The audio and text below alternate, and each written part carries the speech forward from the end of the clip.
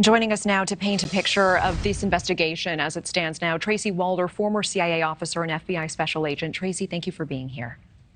Thank you for having me. I'm sorry it's under these circumstances. I appreciate that. And from your perspective, how are you thinking about this potential secondary location and how that may relate to potential motive here? That's an excellent question, Natasha. That's actually one of the things that is the most interesting to me. If this was a domestic related incident, the secondary location is the one thing I'm questioning the most.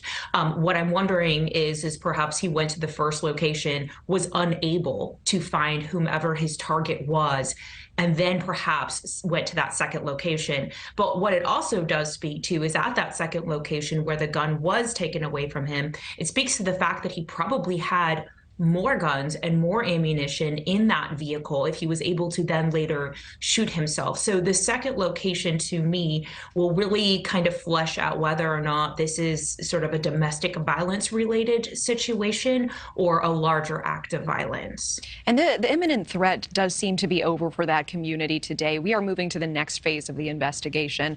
Why not release the name of the gunman at this point?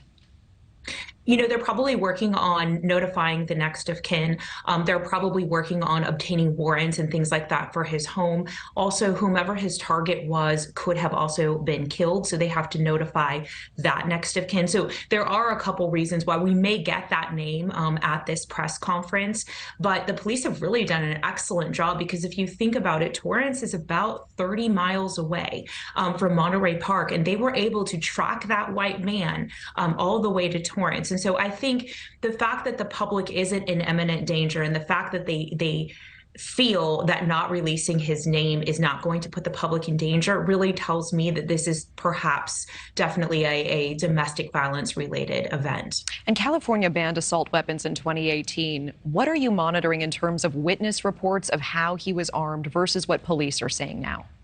Right. I'm seeing two kind of different reports about that. California did ban assault weapons in June of 2018. However, those that had them prior to 2018 and registered them could keep them. So he very well may legally have an assault weapon. It's hard to say if he used one or not in this. You have different reports of witnesses saying that this was a long gun, that rounds got off in what we call rapid succession, which then, tells me that this is an automatic weapon.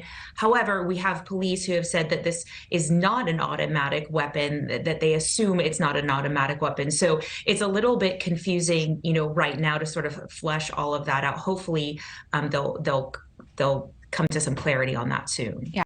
Thank you for watching. Go to newsnationnow.com to find News Nation on your television provider. And don't forget to click the red subscribe button below to get more of News Nation's fact-driven, unbiased coverage.